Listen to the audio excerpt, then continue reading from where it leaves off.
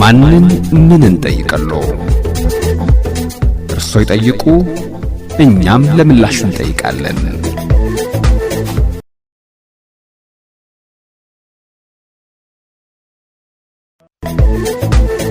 ማንን ምን እንጠይቃለን?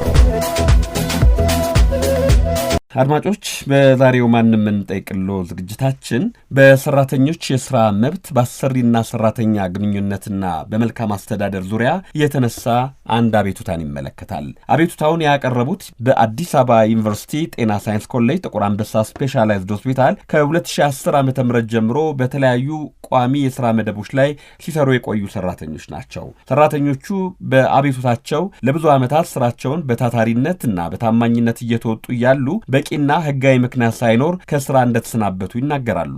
በዚህም የተነሳ እነርሱና በእነርሱ ገቢ የሚተዳደሩ ቤተሰቦቻቸው ለከፍተኛ ማህበራዊና ኢኮኖሚያዊ ጫና መዳረጋቸውንም ያስረዳሉ። በተቋም ውስጥ ቅሬታቸውን አቅርበው መፍትሄ ማግኘት ስላልቻሉ ነው ወደኛ የደወሉት። ከዛ በፊት ግን ጉዳዩን ወደ ልደታ ክፍለ ከተማ የስራና ክህሎት ጽህፈት ቤት የአሰሪና ሰራተኛ ጉዳይ ዘርፍም አቅርበዋል። ጽህፈት ቤቱም ለሆስፒታሉ ኑና እንነጋገር የሚል ደብዳቤ ጽፏል። እዚህ ላይ ጉዳዩ የተለያየ አቅጣጫ ይዟል። የጽህፈት ቤቱ ደብዳቤ እንደሚያሳየው ጉዳዩ ከተራ ቅሬታ በላይ የመልካም አስተዳደርና የኢንዱስትሪ ሰላም ጉዳይ መሆኑን በመመልከት በሶስት ወገን አስማሚዎች በመታገዝ ጉዳዩን ለማጣራትና በማስማማት መፍትሄ ለማሰጠት ሂደት ጀምሮ ነበር።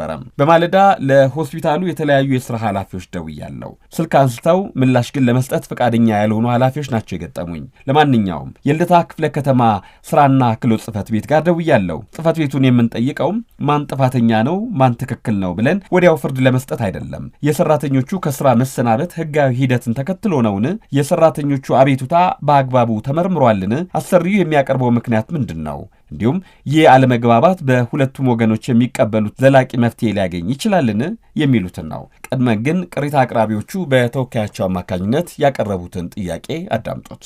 እኔ ገነት ወርቁ በቀለ ከጥቁር አንበሳ ስፔሻላይዝድ ሆስፒታል ያላግባው ከስራ ስለተባረርን እሱን ለመጠየቅ ነው። ዝርዝሩ ሁኔታ ምንድነው? በስራ ላይ ያለን ከነገ ጀምሮ ስራ ላይ እንዳትመጡ ተባራችኋል በሚል የቅርብ አለቃ የተነገረን እና የቅርብ አለቃ ሳይሆን እንደ ተቋም ትልቅ ተቋም ነው። በደብዳቤ ለምን አይነገረንም ስንል የተነገረን ይሄ ነው። ስለዚህ እነሱ የሚሏችን እነሱ ስላሉን ነው የነገርናችሁ አለች። ከዛ ይሄ ነገር አግባብ የለውም ብለን አቶ በለጠን የስራ አፈጻጸም ምክትል ዳይሬክተሩን አቶ በለጠን ገብቼ ነው ያናገርኩት። ሳናግረው እየተነጋገርን ምክክር ላይ ነው አይተን ይወሰናል እንጂ አሁን አልተባረራችሁም አለ። ከዛ ስለዚህ ስራ ላይ መመለስ አለብኝ ስለው ስራ ላይ ተመልሳችሁ ስሩ አለ። ሐምሌ ወርም ሙሉ ሰራን ማለት ነው። የቅርብ አለቃ ያለችኝ በ3 ነበረ። ከዛ ተመልሰን ሰርተን ልክ በ30 ደሞዝ ሊገባ ሲል ደሞዝ የላችሁም ካስገባውም የ3 ቀን ነው ማገባው ስትለኝ አቀር አለቃዬ ለምን እንደዚህ ይሆናል ስላት በቃ አስተናብቻለሁ ተቋሙ እንደዚህ ብሎናል አንቺ ለምን ታስተናብቻለሽ ስላት ተቋሙ ነው ያለኝ አለ። ራሱ አቶ በለጠን መልሼ ገብቼ በ30 ከሰዓት ላይ ጠይቀው ከአቅማችን በላይ ነው ምንም ማድረግ አይቻልም በቃ ተባራችኋል አለ። ይሄው ከዛ በኋላ ራሳችን ተሰባስበን ኮምፒቲሽን አስገብተን ብንጠይቅም ማንንም ይሰማን የለም። ጭራሽ እኛን እንዴት እንደዚህ ተሰባስባችሁ ለመክሰስ ታስባላችሁ ብሎ በጣም ተቆጣ። ማንንም ይቆጣው አቶ በለጠ እሺ እሳቸው እንደዛ ሲቆጡ ቀጥታ ተቋሙ በልደታ ክፍለ ከተማ ስር ስለነበረ ልደታ ክፍለ ከተማ ስራና ክህሎት ሚኒስቴር ሄደን አናገርን። ከዛ እሱ ደብዳቤ ጻፉልንና ደብዳቤውን ይዘን ግቢ ሄደን ሰጠን። ከዛ ግቢው በ14 ነሐሴ 14 ጧት 4 ሰዓት ላይ እዛ ቢሮ ተገናኘን። ከዛ አናገራቸው ግን ምንም አይነት መረጃ ሊሰጡ አልፈለጉም። ቅጥራቸው በምን መልኩ ነው? የቀን ሰራተኛ ነው የሚሉት እነሱ። አንድ ሰራተኛ 7 ዓመትና ከዛ በላይ በምን መልኩ ነው የቀን ሰራተኛ ይሰራል የሚባለው? ይሄ ነገር አግባብ አይደለም። ተቋሙ በፈለገው መንገድ ማሰራት ይችላል። እናንተ ይሄን መጠየቅ አትችሉም። ክፍለ ከተማው ጭራሽ አይመለከትም ነው የተባለው። እንደማንኛውም እነሱም ዜጎች ናቸው፣ የመስራት መብት አላቸው። ሰርተው ደሞዛቸው ተከልክለዋል፣ ከስራ ያላግባብ ተባረዋል። ይሄ ነገር እንዴት ነው? እና ሲሰሩበት የነበረው አሰራር ሂደት ምንድነው? ውላላችሁ ምንም ውል የለንም ቀን ሰራተኛ ናቸው ነው። እሺ አሁን መጨረሻው ምንድነው? ነገሮችን እናስማማችሁ ሲባል ምንም እንስማማው ነገር የለም፣ ምንም እንሰጠው መረጃ የለም ብለው ክፍለ ከተማውንም እኛንም ንቀው ጥለው ሄደዋል ማለት ነው። ቅጥራችሁ 2010 ነው 2011? አንዳንዶች 2009 ያሉ በጣም ብዙ ነን። ከ60 በላይ እንሆናለን ያለን ሰራተኞች። 60ችሁንም ያባረሯችሁ? አዎ። እርሶ ለምሳሌ የሥራ መደቦ ምን ነበር? የሥራ መደቤ ራዲዮሎጂ ዲፓርትመንት ላይ ሪሰፕሽን ነኝ። የትምህርት ደረጃው? የትምህርት ደረጃ በአካውንቲንግ ኤንድ ፋይናንስ የመጀመሪያ ዲግሪ አለኝ። ስንት ዓመት ሰሩ? ጥቁር አንበሳ ላይ 7 ዓመት ከ2011 ጀምሮ ማለት ነው። የቅርብ አለቃዎት ማን ናቸው? ወይዘሪት ጋዲሴ ትባላለች። የሰው ሀብት አስተዳደሩስ? የሰው ሀብት አስተዳደር ወይዘሮ ትትና። እናንተ ክፍያ ይከፈላችሁ የነበረው በመንግስት በጀት ነው ወይስ በፕሮጀክት ነው? እነሱ ያኔ ክፍለ ከተማው ሲጠይቃቸው ቁጭ ብሎ ሲያወያየን የምንከፍላቸው ከመንግስት በጀት ነው ያሉት። ሐምሌ 3 ነበር ውጡ የተባልነው፣ ግን አቶ በለጠ ቀጥሉ አሉን አሉ። ቀጥሉ ብለን ስንሰራ ቆይተን የቅርብ አለቃዬንም ደውሎ አናገራት። ፊቴ ስሰራ ቆይቼ ቆይ አንዴ ላቋርጠውና ቅድም ስላሉት ደግሞ እንዳይደግሙት ብዬ ነው። የ3 ቀኑ ነው የገባው ክፍያው ወይስ የወሩ ገባላችሁ? አለቃዬ የ3 ቀን ነው ማስከፍልሽ እንጂ የወር አይገባም አለችኝ። እና የ3 ቀኑ ገባ ወይስ የወሩ ገባላችሁ? አልተሰራም ጭራሽ። እነሱ ሰው ሀብቶች ፈቅደው ካልሆነ እኔ ሰርቼ ያለውን ፔሮል አላስገባም አለችኝ። ደውዬ አናግሬያታለሁ እሷን። እስቲ እንጠይቃቸው። እሺ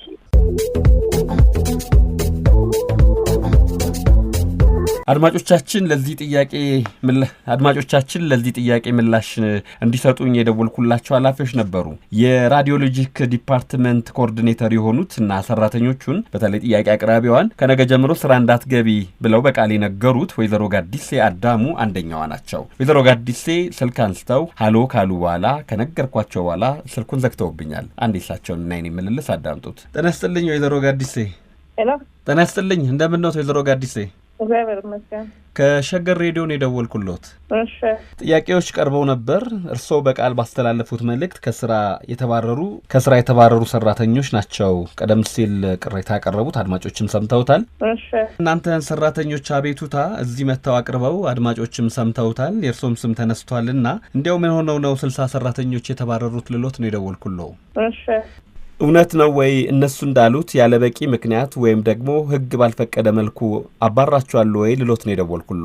ወይም ደግሞ እርስዎ በቃል ከነገ ጀምሮ እንዳትመጡ ብለው ባስተላልፉት መልእክት ነው ወይ ሰራተኞቹ የተባረሩት ወይ ልሎት ነው የደወልኩሎ?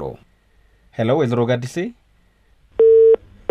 በመቀጠል የደወልኩት ወይዘሮ ትህትና የሰው ሀብት አስተዳደር ኃላፊ ናቸው ወደ ተባሉት ጋር ነው። እሳቸው በተደጋጋሚ በደውላቸው ስልክ አላነሱም። በዚህ ጉዳይ ላይ ጉዳዩን ያውቁታል የተባሉት ዶክተር ፈሮን የሚባሉ የተቋሙ የህንጻ አስተዳደር ላይ በኃላፊነት አሉ የተባሉ ኃላፊ ናቸው። እሳቸው እንደውም በአግባቡም አላናገሩም። በዚህ ሰዓት እንዴት ይደወላል? በፈለክበት ሰዓት መረጃ መጠየቅ አትችልም፣ ቀጠሮ ይዘ መተ ነው የምታናግረኝ ብለው መረጃ መስጠት ኃላፊነታቸው ግዴታቸው መሆኑን እየነገርኳቸው ስልክ ዘግተዋል። ይህም ከኛ ኃላፊ አይጠበቅም። እንደው ቅርብም ናቸው አንብበው መረጃውን ለመረዳት። ለማንኛውም በዚህ ጉዳይ ላይ የሚመለከታቸው ከሆነ ደግሜ ደውላቸዋለኝ፣ መለስም ይጠበቅባቸዋል። ለማንኛውም ከነሱ ኃላፊዎች በኋላ ወደ ልደታ ክፍለ ከተማ ደውዬ ጉዳዩን ያውቁታል ደብዳቤም ጽፈዋል ለተባሉት በልደታ ክፍለ ከተማ አስተዳደር የስራና ክህሎት ጽሕፈት ቤት የኢንዱስትሪ ሰላም የሙያ ደህንነትና ጤንነት ቡድን አስተባባሪ ወደሆኑት አቶ ጌዲዮን በየነ በሉ ጋር ደወልኩኝ። ጤና ይስጥልኝ አቶ ጌዲዮን። አቶ ጌዲዮን የአዲስ አበባ ዩኒቨርሲቲ ጤና ሳይንስ ኮሌጅ ጥቁር አንበሳ ስፔሻላይዝድ ሆስፒታል የተወሰኑ ሰራተኞች 60 ይሆናሉ እናንተ ጋር መጥተው ቅሬታ አቅርበው ነበር አይደል? ቅሬታ አቅርበው ነበር። ከቅሬታው በኋላ እርስዎ የሰራተኞቹን አቤቱታ አያይዘው ለአዲስ አበባ ዩኒቨርሲቲ ጤና ሳይንስ ኮሌጅ ጥቁር አንበሳ ስፔሻላይዝድ ሆስፒታል ደብዳቤ ጽፈው ነበር። ተጽፎ ነበር። የጻፉት ደብዳቤ ላይ ምን ይላል? መስሪያ ቤታችን የልደታ ክፍለ ከተማ አስተዳደር የስራና ክህሎት ጽሕፈት ቤት ማለት ሆነው ለኢንዱስትሪ ሰላም ሲል የአቤት ባዮችን አቤቱታ ከቅሬታ አልፎ የመልካም አስተዳደር ችግር ሆኖ ስለተገኘ ጉዳዩን ለማጣራትና በማስማማት ውሳኔ እልባት ለመስጠት በመንግስት በተመደቡ ሶስተኛ ወገን አስማሚዎች በሚሳተፉበት ከፍርድ ቤት መልስ ዘላቂ መፍትሄ ለመስጠት የተቋሙን የበላይ ኃላፊ የውክልና ደብዳቤ በመያዝ ነሐሴ 14 ቀን 2018 ዓ.ም ጠዋት 3 ሰዓት ልደታ ክፍለ ከተማ አስተዳደር የስራና ክህሎት ጽሕፈት ቤት የአሰሪና ሰራተኛ ጉዳይ ዘርፍ 3ኛ ፎቅ ቢሮ ቁጥር 301 ሰዓቱን አክብረው እንዲገኙልን በአክብሮት እናሳስባለን ብለው ነሐሴ 11 2018 ዓ.ም ደብዳቤ ጽፈው ነበረ። ደረሳቸው? እነሱ ምን አደረጉ? ምን ተሰጣችሁ ምላሽ? እንዴት ሆነ ልሎት ነው የደወልኩሎ። ደብዳቤ በጻፍነው መሰረት የአዲስ አበባ ዩኒቨርሲቲ ጤና ሳይንስ ኮሌጅ የጥቁር አንበሳ ስፔሻላይዝድ ሆስፒታል የሰው ሀብት አስተዳደር ዳይሬክተር ወይዘሮ ትህትናና እንዲሁም የአዲስ አበባ ዩኒቨርሲቲ ፕሬዚደንት ዶክተር ሳሙኤል ህግ ጠበቃ ውክልናቸውንም በማያያዝ 3 ሰዓት ላይ ሰዓቱን አክብረው እንዲገኙ ጥሪ የሚደረግላቸውም 4 ሰዓት ላይ ከብዙ የስልክ ጥሪ እልህ አስጨራሽ ከሆነ ጥረት በኋላ ወደ መስሪያ ቤታችን መጥተው ስብሰባ ላይ ተሳትፈዋል። ነገር ግን ለምንጠይቃቸው እነዚህ ቅሬታ አቅራቢ ሰራተኞች በመጀመሪያ የልደታ ክፍለ ከተማ ነዋሪዎች ናቸው። ሁለተኛ ደግሞ ይሄ ቅሬታ የቀረበበትን ተቋም እዚሁ ልደታ ክፍለ ከተማ አስተዳደር ክልል ውስጥ የሚገኝ ነው። በዛ መሰረት ጉዳዩን ለማጣራት እንደገና ደግሞ የዜጎቹ ቅሬታ ወይም አቤቱታ ትክክለኛ መሆኑን ካረጋገጠን በኋላ ደግሞ መፍትሄ ለመስጠት ጥረት በምናደርግበት ጊዜ የህግ ነገረ ፈጅ የሆኑት ሰውዬ ማናቸው ስማቸውን ቢሮዬ ላይ አለ። ምናልባት እንትን ልበል፣ ችግር የለም። እሺ፣ እሳቸው ነገረ ፈጁ ምን አደረጉ? ነገረ ፈጁ ወደ ስሜት ውስጥ ጉዳዩን ተረድቶ መፍትሄ ከመስጠት ይልቅ ማድበስበስ ነው የያዙት። እነዚህ ሰራተኞች ምንድነው ከ1 አመት እስከ 8 አመት ያገለገሉ ናቸው። እዛ ላይ ውላቸውንም ሳይ ውልም የላቸውም። ግን አንዳንዶቹ ባቀረቡት ማስረጃ ላይ ሐምሌ ወር ላይ እንደሰሩና ሲሰሩበት የነበረው ክፍል ደግሞ መስራታቸውን አረጋግጦ ደሞዝ እንዲከፈላቸው ቢልክም ደሞዛቸው ሊከፈላቸው አልቻለም። ሁለተኛ ደግሞ እነዚህ ሰራተኞች ያለ አግባብ የስራ ውላቸው ያው ሰብአዊ ክብርን ባልጠበቀ መልኩ በጥበቃ ሰራተኛ በኃይል በሌሎችም በዝምታም ወደ ግቢ ውስጥ ወደ ስራ ገበታቸው ላይ እንዳይገቡ ተደርጓል። ለምን ይሄ ተደረገ? እነዚህ ሰራተኞች እሳታቸው ምንድን ነው? የመንግስት ሰራተኞች ናቸው ወይስ የመንግስት ሰራተኞች አይደሉም? ይሄንን ግለጹልን ስንል እናንተ ስልጣን የላችሁም፣ ስለዚህ እንትን ልንል አልችልም፣ መልስ ልንሰጥ አልችልም። በጣም የስጋት ሁኔታ ይታይባቸዋል። ሰዎቹ ላይ መፍትሄ ሳይሰጡ ስብሰባውን ረግጠው ነው ይወጡ። እናንተ ምን አደረጋችሁ ከዛ በኋላ? ከዛ በኋላ ያው ምንድነው ያደረኩት እኔ እንደ ኃላፊነቴ ምንም መፍትሄ ስላጣው ለኢትዮጵያ ሰብአዊ መብቶች ኮሚሽን እንደዚሁ በእናንተ በኩል ተገቢው ምርመራ ተደርጎ ውጤቱ ይገለጻልን። እንግዲህ እኛም በዚህ በአስፈጻሚ አካላት ስልጣንና ተግባርን ለመወሰን በወጣው አዋጅ መሰረት የኛ ስልጣን ነው ወይስ አይደለም የሚለውንም ግምት ውስጥ ወስደን ለዜጎቹ መፍትሄ ለመስጠት ለኢትዮጵያ ሰብአዊ መብቶች ኮሚሽን ደብዳቤ ጽፈን መልሱን እየተጠባበቅኩ ነው የምገኘው። አቶ ጌዲዮን በየነ በሉ በልደታ ክፍለ ከተማ አስተዳደር የስራና ክህሎት ጽሕፈት ቤት የኢንዱስትሪ ሰላም የሙያ ደህንነትና ጤንነት ቡድን አስተባባሪ፣ በጣም አመሰግናለሁ። መልካም የስራ ቀን ይሁንልዎ። አሜን አሜን። ለሁላችንም መልካም ቀን። አድማጮቻችን አሁን የአዲስ አበባ ዩኒቨርሲቲ ጤና ሳይንስ ኮሌጅ ጥቁር አንበሳ ስፔሻላይዝድ ሆስፒታል ቺፍ ኤክስኪዩቲቭ ዳይሬክተሯን ዶክተር ራሄል አርጋውን አገኘኋቸው። ጤና ይስጥልኝ ዶክተር ራሄል፣ እንደምን አደሩ? እንደምን አደርክ ግርማ? ደህና ዶክተር፣ ቀደም ሲል እንዲያው እንድለየው የአዲስ አበባ ዩኒቨርሲቲ ጤና ሳይንስ ኮሌጅ ጥቁር አንበሳ ስፔሻላይዝድ ሆስፒታል በስሩ ምን ተቋም አለ? በአዲስ አበባ ዩኒቨርሲቲ ጤና ሳይንስ እንግዲህ ጤና ሳይንስ ኮሌጅ አንድ ኮሌጅ ናቸው ካሉት 7 ኮሌጆች መሀል። በሱ ውስጥ የጥቁር አንበሳ ስፔሻላይዝድ የማስተማሪያ ሆስፒታል አለ ማለት ነው። እርስዎ የሚመሩት ነው ማለት ነው? ዶክተር ፈርዖን ኃላፊነታቸው ምንድን ነው? ቅድም አድማጮች ስለነገርኳቸው ኃላፊነታቸው ምንድን ነው? የምክትል ሲኦ ናቸው የጥቁር አንበሳ ስፔሻላይዝድ ሆስፒታል። ቀደም ሲል እንግዲህ አድማጮች የሰሙት 60 ምንሆን ሰራተኞች ነን። በተለያየ ጊዜ እዚህ መስሪያ ቤት ውስጥ ለአመታት ሰርተናል ከ2010 ዓ.ም ጀምሮ። ድንገት ግን በቃል ውጡ ተባልን፣ በጥበቃ ከግቢ እንድንባረር ተደረግን፣ የሰራንበት ክፍያ እንዳይከፈል ተደረግን ያሉ አቤቱታ አቅራቢዎች እኛ ጋር ጥያቄ አቅርበው ነበረ። እነሱ እንደሚሉት ቀድመን በየደረጃው ላሉ ኃላፊዎች ቅሬታ አቅርበናል፣ የቅርብ አለቆቻችን ጋር እንዲሁም ደግሞ የሰው ሀብት አስተዳደር፣ በተጨማሪም ደግሞ እኚሁ ምክትል የተቋሙ ሲኦ ወደ ሆኑት ዶክተር ፈርዖን ጋር። ዶክተር ፈርዖን እንደው ምን አሉ? እኔ ለሚዲያ አይመጥንም ብዬ ነው ሰራተኞቹ ሲናገሩ፣ ሞቻታለሁኝ ካገኛችሁ ይሄንን ገንዘብ አሉን ይላሉ ሰራተኞቹና ምን ማለት ነው ብዬ ልጠይቃቸው ነበረ። እንግዲህ ያው ቅድም ስልክ ዘግተዋል። ዶክተር እውነት ነው ወይ እነዚህ ሰራተኞች ያላግባብ ህግ ባልጠበቀ መልኩ ተባረዋል? እሺ ግርማ፣ አመሰግናለሁ። ያው አንዳንድ ጉዳዮች በየተቋማቱ ሲነሳ ሁሌም ቢሆን ግልጽ የሆነ አሰራሮች እንዲኖሩ እኛ እንደ አዲስ አበባ ዩኒቨርሲቲ ብዙውን ጊዜ እየሄድንበት ያለውን ጉዞ በተለያዩ ጊዜያት መግለጫዎች ስንሰጥ ነው የቆየነው። እንደሚታወቀው አዲስ አበባ ዩኒቨርሲቲ ራስ ገዝ ዩኒቨርሲቲ ሆኖ አዋጁ ከወጣ በኋላ አዲስ ራዕይና አዲስ ስትራቴጂ ቀርጾ ለዚህም ስትራቴጂ ብቁ ይሆናል ተብሎ የሚታሰብ መዋቅር አስጠንቶ የመዋቅር ትግበራ ላይ ነው የሚገኘው። የመዋቅሩ ትግበራ ላይ እንግዲህ ሰራተኞቻችንን እንግዲህ በተለያዩ ጊዜያት ከኃላፊ ጀምሮ እስከ የተለያዩ ሙያ ላይ ያሉትን ሰራተኞች በተቀመጡት መስፈርቶች መሰረት እና ቦርድ ባጸደቀው መሰረት የፈተነም ማህደርም የከለሰ ስራ ስምሪት እየሰራ እንደቆየ ይታወቃል። በዚህ ስራ ስምሪት ውስጥ እንግዲህ አንዳንድ ሰራተኞች ያው የስራ ስምሪት መዋቅሩ ማይፈቅድላቸው ማለት ነው ቦታ የሌላቸው የስራ ስምሪት መስጠት ያልተቻሉትን ቋሚ ሰራተኞቻችንን የስሞል ቢዝነስ ኢንተርፕራይዝ በማቋቋም ወደ ስራ እንዲሰማሩ ተደርጓል።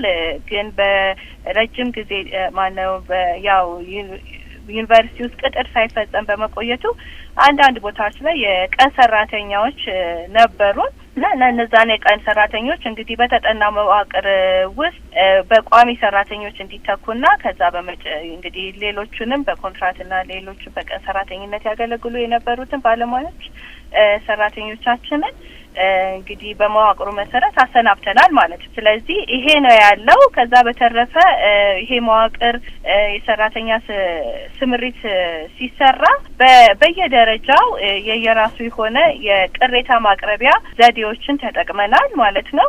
ስለዚህ አንዱም ዩኒቨርሲቲው ይሄንን ስራ በሚሰራበት ጊዜ የቅሬታ ሰሚ ኮሚቴዎችን ሰይሞ ቅሬታው እየተመረመረ ልክ ነው አይደለም ወይ ስራው የሚለውን እያየ ለውሳኔ ሀሳብ ከሱ በላይ የሆኑትን ለፕሬዝዳንት ከፕሬዝዳንቱም አልፎ ለቦርድ እየቀረበ በጥሩ ሁኔታ እየሰራን ነው የምንገኘው። አሁንም ቢሆን ሰራተኞች ቅሬታ ካላቸው በተዘረጋ መዋቅር መሰረት ቅሬታቸውን ማቅረብ ይችላሉ ማለት ነው።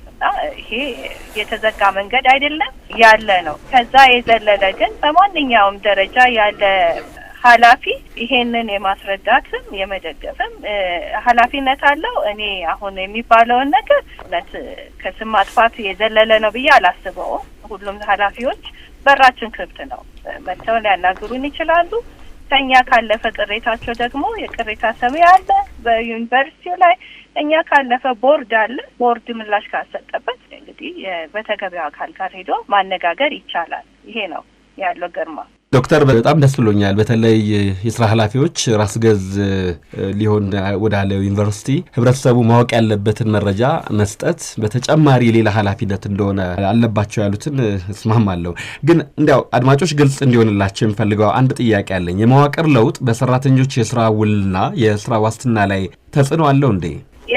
ሁሉም እንግዲህ ይሄ ስራ ሲሰራ መቼም አንድ ተቋም ስትራቴጂውን አይደል የሚያስፈጽምለት ሚሽኑን ተልእኮን የሚያስፈጽምለት ሰራተኞችን ይዞ ነው የሚቀጥለው። ይሄ መዋቅር ለውጥ ላይ ስንሰራ ቋሚ ሰራተኛ ወደ 500 የሚጠጋ መዋቅር ያላገኙ ሰራተኞች ነበሩ።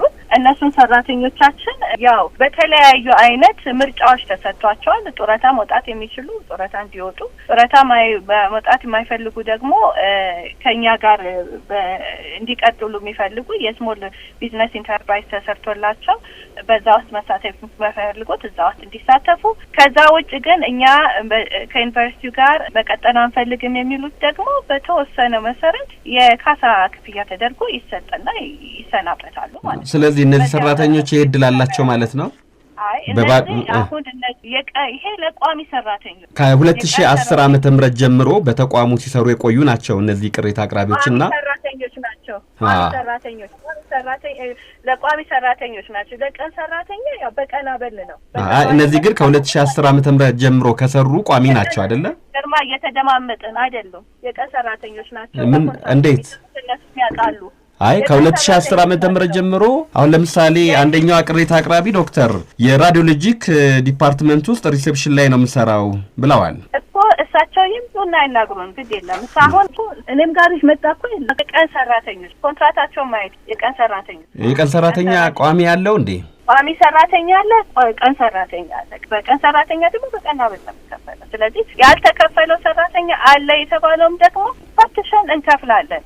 ማንም የሰሩበትን ላብ የሚወስድ ስለዚህ የሰሩበትን ላብ ብቻ ሳይሆን ዶክተር ባጋላ አግባብም ከወጡ በኃላፊነት መጠየቅም ይኖራልና አሁን ግልጽ አይደለም መጨረሻ ላይ ያሉት የቀን ሰራተኛና እንዲሁም ደግሞ ቋሚ ሰራተኛ የሚለው ነገር ልዩነቱን ምናልባት ግልጽ እንዲሆንልን የቀን ሰራተኛ የሚባለው የትኞቹ የሥራ መደብ ላይ ናቸው? ድጋፍ ሰጪ ሰራተኞችን ይመለከታል? የቀን ሰራተኛ በተለያዩ ኃላፊነት ላይ የሚሰሩ ሰራተኞች ነበሩ። 60 ብቻ አይደለም ከዛ በላይ ሰራተኞች በዩኒቨርሲቲ ውስጥ አሉ ኮንትራክት ማለት ነው በቀን ሰራተኝነት ያገለግሉ እነሱ በዛ መሰረት እንግዲህ በቀን አበል ነው አይደለም ይታሰብላቸው በሱ መሰረት ተስተናግደዋል። ስራው ሲኖር ይሰራሉ፣ ስራው ከሌለ ይሰናበታሉ። ደሞዝ የሚከፈላቸው ከመንግስት በጀት አይደል? በቀን ሰራተኝነት ነው የሚከፈላቸው። የኔ ወንድም እየተናደዱ ነው ዶክተር? አይ እየተናደድኩኝ አይደለም። መንገድ ላይ ቆሜ ነው እያናገርኩ በትህትና ነው እያናገርኩ ያለው። ምላሻችን ይሄ ነው። ይሄንን የህግ ትርጓሜ እንግዲህ ማለት ተገቢው አካል ጠይቆ መረዳት ያስፈልጋል። እንዳልኩ በራችን ክፍት ነው መተው ያናግሩ። ቅሬታ የሚሰማ ኮሚቴ አለ፣ ያናግሩን። ፕሬዝዳንቱ አለ፣ ካስፈለገ ቦርድ አለ፣ እናስረዳለን። የመጨረሻ ጥያቄ የማቀርብልዎ የልደታ ክፍለ ከተማ አስተዳደር የስራና ክህሎት ጽሕፈት ቤት ስብሰባ ረግጠው ወጡ በደብዳቤ የጠራናቸው ኃላፊዎች አሉ። ምናልባት ራስ ገዝ እየሆነ ያለ ዩኒቨርሲቲ ሞዴልም ሊሆን ይችላልና እንደዚህ አይነት ኃላፊዎች በእርግጥ ተቋሙን ይወክላሉ ማለት ይቻላል? የኔ ወንድም አሁን ትክክለኛ መረጃ አይደለም። የክፍለ ከተማ ኃላፊ መጠየቅ ይቻላል። በስርዓቱ በተጠቀሰው ቀን ነሐሴ 14 ምላሽ ስጡ ተብሎ ተወክሎ ሄደው ምላሽ ሰጥተዋል። ለዚህ ጉዳይ ማለት ነው። ከዚህ ውጭ ላለ ንግግር ያው እንደተባለው ከተገቢው ኃላፊ ጋር ከክፍለ ከተማ ኃላፊውን ጋር ማውራት ይቻላል። እኛ አልረገጥንም። በተጠራንበት ሰዓት አክብረን ሄደን ወክለን የሚያስረዳ ሰው ወስደን ቀርበናል። በቂ ምላሽ አልተሰጠም ከተባለ እንግዲህ በቂ ምላሽ ሊሰጥበት የሚችለውን አግባብ መስጠት ይቻላል። አሁንም ሰራተኞቹ በራችን ክፍት ነው አለ፣ መዋቅር አለ። ይሄንን ምላሽ የሚሰጥ መዋቅር አለ። በዛ መዋቅር ውስጥ መጥተው መስተናገድ ይችላል። እርሶ ስላልሰሙት እንጂ ቀደም ሲል ከእርሶ በፊት የመለሱት የልደታ ክፍለ ከተማ የስራ ኃላፊ አድማጮች ሰምተውታል። ለእርሶም ልክሎታለሁ ደግሞ እንዲሰሙ። የመጡት የጥቁር አንበሳ ስፔሻላይዝድ ሆስፒታል ተወክለው የመጡ ሰዎች አርፍደው መጡ። በብዙ ልመና ስልክ ደውለን የመጡት እንዲያው በመጨረሻ ላይም ማንም እናንተ ልታዙን አትችሉም ብለው ስብሰባ ረግጠው ወጡ ብለው አድማጮች ሰምተውታል። ከዚህ በፊት ግርማ በፍጹም በደብዳቤ ነው የተጠየቅነው። ነሐሴ 14 ነው ተባለ እኮ። እኔ እኮ እሳቸው ያሉትን እየነገርኩ ነው ዶክተር። ኃላፊው እኔ ደግሞ እንደ ኃላፊ ምላሽ መስጠት ያለብኝን አጥምጥ ግርማ ነሐሴ 14 ነው ቅረቡ ተባለ። ስርዓቱ ሄደን ቀርበን ምላሽ ሰጠናል። ከዛ ውጭ ያለ ቅሬታ ካላችሁ በቃ ያቅርቡ። ምን አሁን እኮ የተዘጋ በር ምላሽ ሳንሰጥ ቀርተን ሳናስተናግድ ቀርተን የሚባለውን ነገር እስቲ ይምጡና ኃላፊዎቹ ከኛ ጋር ይምጡ። እስቲ እኔ ጋር መጥተው ፕሬዝዳንቱ ጋር መጥተው ያውሩ ካስፈለገ። ነሐሴ 14 ቅረቡ አሉ። በነሐሴ 14 ወክለን ላክን፣ ቀርበዋል፣ ምላሽ ሰጥተዋል። ስለዚህ ይህንን ከተሻለ ካስፈለገ ኢቨን ከክፍለ ከተማው ያው መቼም የልደታ ክፍለ ከተማ ዋና ስራ አለ አይደል? መነጋገር ይቻላል ኃላፊ በአሁንም ቢሆን ከማንም ሰው ጋር ቅሬታ ካለው ሰው ጋር ትክክለኛው መልስ ተገቢው ለመስጠት በራችን ክፍት ነው። የተለከነውም ዶክተር ስለተባበሩኝ በጣም ነው የማመሰግነው። በቂ ምላሽ ግን እንዳገኘው አልተሰማኝም። ቢሮ መምጣት ፈልጋለሁ መረጃዎችንም ይዤ። ለአሁን ላመስግኖት ዶክተር ራይል አርጋው የጥቁር አንበሳ ስፔሻላይዝድ ሆስፒታል ኤክዚኪዩቲቭ ቺፍ ዳይሬክተር፣ እድሜ ይስጥልኝ። መልካም የስራ ቀን ይሁንልዎ። መልካም ቀን ይሁንልህ ግርማ። አመሰግናለሁ።